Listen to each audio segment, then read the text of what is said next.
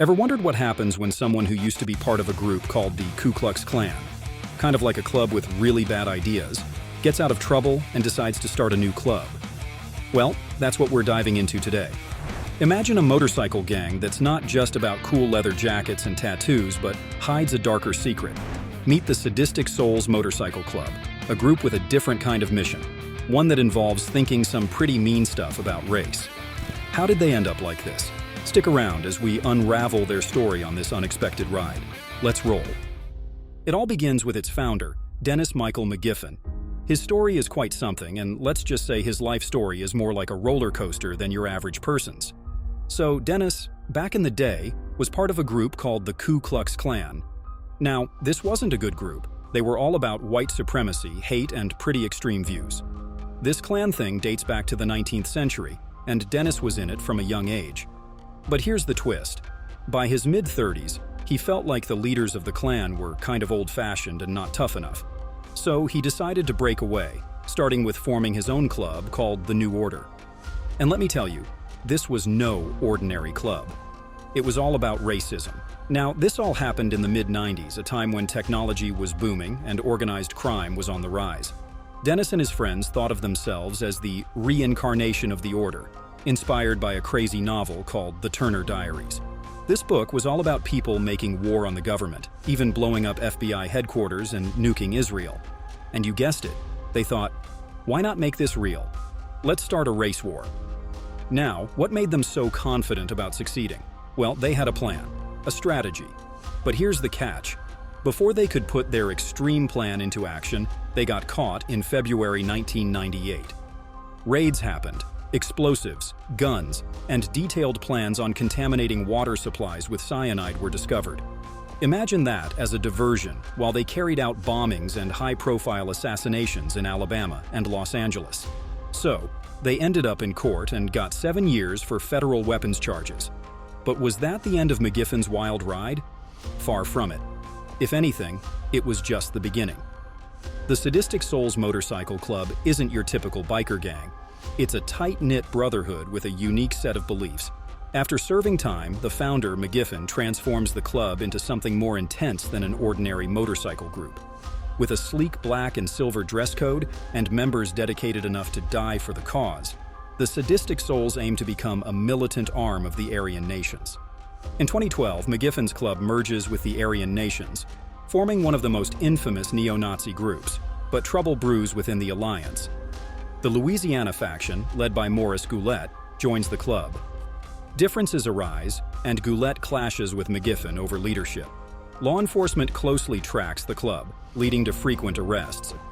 In less than 2 years, the partnership dissolves due to public arguments and name-calling. Goulet criticizes the Sadistic Souls for drawing too much attention with their reckless behavior and social media antics. Despite the split, McGiffin continues to drive the club forward, ensuring the story of the Sadistic Souls Motorcycle Club doesn't end here. After the Aryan Nations Sadistic Souls Motorcycle Club split up, a new alliance emerges. Trouble brews among the Aryan Nations factions following the death of their leader, Richard Butler, in 2004. Back in the 90s, under Butler's leadership, the Aryan Nations was a prominent neo-Nazi group in America.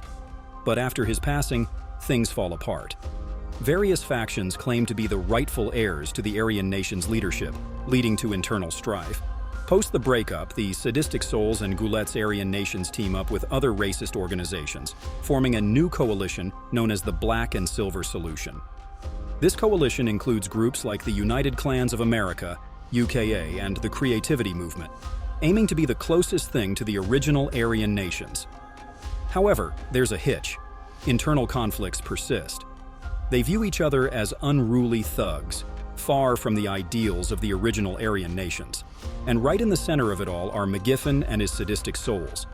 Before the 2016 Black and Silver Solution Fall Conference in Scottsboro, Alabama, new allegations surface against the Sadistic Souls Motorcycle Club. These accusations threaten to unravel the coalition, built over almost 2 years. McGiffin and his club are accused of race mixing, a serious charge during Richard Butler's leadership. Mixing with other races was considered treason. There's no clear punishment procedure, but facing potential banishment from the club Not even McGiffen's appointment of Butler's alleged nephew as international ambassador can save them. Once again, the Sadistic Souls Motorcycle Club finds itself in a tough spot, and honestly, it's not a shocker. Their leader, McGiffen, holds the longest list of credentials among all the group leaders in the Black and Silver Solution. If he wants the respect he thinks he deserves, he has to prove he can stick to the group's ideals. But it's no walk in the park, especially when his own son, a Black and Silver officer, has a multiracial child. This adds a twist to the Black and Silver Solution, literally mixing black into the mix.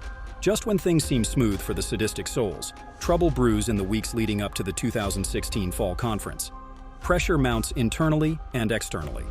One of their esteemed members, Dave Bequet, sparks a Facebook exchange claiming that McGiffen is protecting his son from facing the consequences of having an interracial child.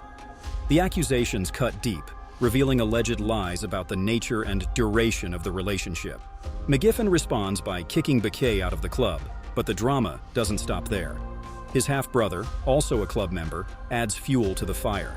Accusing McGiffen of hiding the truth, he implies there's more to the story than meets the eye. This isn't the first time McGiffen faces allegations of racial mixing within his family. During the fallout between the Aryan Nations and the Sadistic Souls Motorcycle Club, the Aryan Nations leader provides evidence, even circulating Facebook photos, of McGiffen's grandson and court documents related to paternity support. In defense, McGiffen claims the child's heritage is of Native American descent, but the concerns aren't just limited to his family. Now, the Black and Silver Solution faces a new concern regarding the Sadistic Souls MC. There's a shift in their policy. McGiffen opens the club's doors to followers of all religions. This is a big change from their original rule that only allowed Christians to join. The Sadistic Souls move challenges the ideological purity of the Black and Silver Solution. Unable to agree on rule changes, the two groups decide to sever ties once again. Now, the Sadistic Souls MC stands on its own. In the 6 years since its formation, the club has seen its fair share of ups and downs. What's next for McGiffen and the Sadistic Souls? Well, they choose the only way left to go: up. Forced to restructure after the allegations against McGiffen lead to a mass walkout, he isn't left alone. The remaining members who align with his ideas are just as ambitious. They invite more people to join, and this time, the rules have changed. While the club is still for whites only, religious beliefs are no longer a barrier to becoming a member. To join, new members need a golden ticket, a recommendation from someone already part of the circle. It's like a fight club, but with more extremism and racism and a lot less Brad Pitt. Their focus shifts to growth and spreading their beliefs rather than rivalries with other groups. The Sadistic Souls resolve to burn rubber not just across America, but worldwide. From the cornfields of Illinois to the sunny shores of Australia, McGiffen ensures the club spreads its wings and wheels far and wide.